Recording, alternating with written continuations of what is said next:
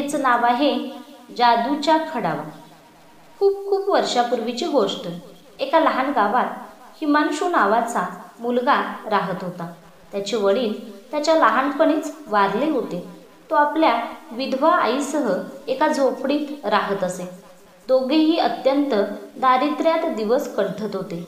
त्यांचे काका त्यांच्याच गावात राहत. ते खरं तर खूप श्रीमंत होते, पण त्याबरोबरच फार दुष्टही होते. ते हिमांशूला व त्याच्या आईला कधीच मदत करत नसत. एक दिवस हिमांशूची आई आजारी पडली. तिच्या औषध पाण्यासाठी त्याला पैशांची अत्यंत निकड होती. तो धावतच आपल्या काकांच्या घरी गेला आणि त्यानं त्यांच्यापुढे हात जोडून मदतीची याचना केली. पण काकांनी त्याला हाकलून दिलं. हिमांशू खूप दुःखी झाला. तो रडतच घरी परत निघाला. वाटेत थकल्यामुळे तो एका झाडाखाली बसला. अतिश्रमानं त्याच्या डोळ्यावर झापड आली. थोड्या वेळानं त्याला अचानक जाग आली. पाहतो तर काय, त्याच्यासमोर दिव्य तेज पसरलं होतं. त्या तेजोवलयाच्या मधोमध एक नितांत सुंदर देवता उभी होती आणि हसून मोठ्या प्रेमानं त्याच्याचकडे बघत होती. ती म्हणाली, बाळा, मी वृक्षदेवता आहे, पण एक सांग, तू रडत का बरं होतास?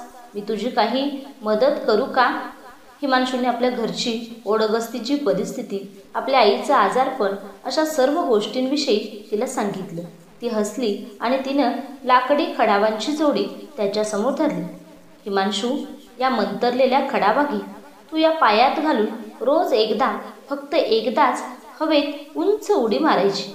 त्यानंतर तुला एका सुवर्ण मुद्रेची प्राप्ती होईल.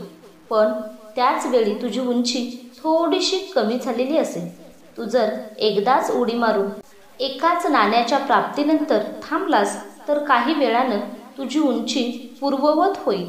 त्यानंतर दुसऱ्या दिवशी परत एकदा तू उडी मारलीस की परत असंच सर्व घडेल. तुला एका दिवशी एक सोन्याचं नाणं मिळेल. पण एक गोष्ट नीट ध्यानात ठेव, तू एका दिवशी एकापेक्षा जास्त सुवर्णमुद्रा मिळवण्याच्या आशेनं जर जास्त उड्या मारल्यास तर तेवढ्या जास्त सुवर्णमुद्रा तुला मिळतीलही, पण त्याचबरोबर त्या प्रमाणात तुझी उंचीही कमी कमी होत जाईल. हिमांशूनं सर्व काही नीट पाळण्याचं वचन दिलं आणि त्या खडावा घेऊन तो घरी आला. त्यानंतर त्या खडावा पायात घालून त्याने एकदा उंच उडी मारताच त्याला तात्काळ एका सुवर्णमुद्रेची प्राप्ती झाली. त्यानं ती मुद्रा विकून आईची औषधं विकत आणली. त्यानंतर त्याचं आयुष्यच बदलून गेलं. जीवनाला स्थैर्य आलं. त्या खडावांच्या आधारे जशी त्याची आर्थिक स्थिती सुधारत गेली तसा तो लोकांच्या जास्तीत जास्त उपयोगी पडू लागला. हिमांशू आता श्रीमंत बनला आहे ही गोष्ट लवकरच त्याच्या काकांच्या कानावर गेली. त्याच्या काकांना त्याची प्रमाणाबाहेर असूया वाटू लागली. हिमांशूच्या समृद्धीमागचं रहस्य जाणून घेण्याची उत्सुकता त्यांना वाटू लागली. एक दिवस ते हिमांशूच्या घरी आले. त्यांनी हिमांशूकडून सगळी हकीकत काढून घेतली. हिमांशू हा प्रामाणिक, सरळ मनाचा मुलगा होता. त्यामुळे त्यानं सुद्धा काहीही हातचं राखून न ठेवता सगळं काही सांगून टाकलं. तो म्हणाला, वृक्षदेवतेनं मला या मंतरलेल्या खडावा दिल्या आहेत. या पायात घालून मी एकदा उंच उडी मारली की मला एक सुवर्णमुद्रा मिळते. इतक्यात त्याच्या आईनं त्याला हाक मारली म्हणून तो उठून गेला. थोड्या वेळानं आईने हिमांशूला व त्याच्या काकांना जेवायला वाढलं. त्यानंतर काका घरी गेले. दुसऱ्या दिवशी काका गुपचूप हिमांशूच्या घरी आले. ते येताना साध्या खडावा घेऊन आले होते. त्यांनी कोणाच्याही नकळत हिमांशूच्या मंतरलेल्या खडावांची अदलाबदल करून त्या जागी साध्या खडावा ठेवल्या आणि ते घरी गेले. घरी पोहोचल्यावर त्यांनी लगेच घाईघाईनं त्या खडावा घातल्या आणि आनंदानं उंच उडी मारली. हिमांशूनं सांगितल्याप्रमाणे त्यांना एक सुवर्णमुद्रा मिळाली. मग त्यांनी हर्षभरित होऊन अजून एक उडी मारली. परत एका सुवर्णमुद्रेची प्राप्ती झाली. त्यानंतर ते उड्या मारतच सुटले.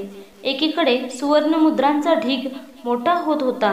उड्या मारण्याच्या नादात आपल्या शरीरात होत जाणारा बदल त्यांच्या मुळीच लक्षात आला नाही. अचानक त्यांचं लक्ष गेलं.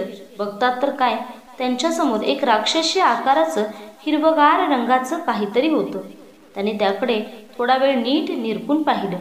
ते महाकाय आकाराचं गवताचं पातं होतं. अरे देवा, हे गवताचं पातं इतकं मोठं कसं काय? मग त्यांनी आजूबाजूला पाहिलं. आजूबाजूला असलेली प्रत्येक गोष्ट अशीच राक्षसी आकाराची दिसत होती. मग त्यांनी स्वतःकडे पाहिलं आणि त्यांना सत्य उमगलं. त्यांचं स्वतःचं शरीर एखाद्या मुंगी एवढं झालं होतं. आता ते अतिशय घाबरले. इकडे हिमांशूनं आपल्या घरी नेहमीसारख्या खडावा घातल्या, पण त्या साध्याच असल्यानं काहीच झालं नाही. आपल्या मंतरलेल्या खडावा गायब झाल्या आहेत. कुणीतरी खडावांची अदलाबदल केली आहे हे त्याच्या तात्काळ ध्यानात आलं.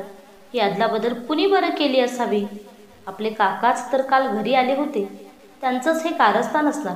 हिमांशू तात्काळ उठला आणि काकांच्या घरी येऊन पोहोचला. पाहतो तर काय, घराचं दार उघडं. घरात सुवर्णमुद्रांचा भला मोठा ढीग आणि काकांचा पत्ताच नाही, खडावांचाही पत्ता नाही. तो मोठ्याने ओरडून म्हणाला, काका, कुठे आहात तुम्ही? घर तर उघडं आहे आणि हे एवढं सोनं इथं पडलंय. काका मोठ्याने ओरडून म्हणाले, अरे हिमांशू, मी बघ किती लहान झालोय, एखाद्या मुंगी एवढा. अरे मला मदत कर, मला पूर्वीसारखं बनव ना.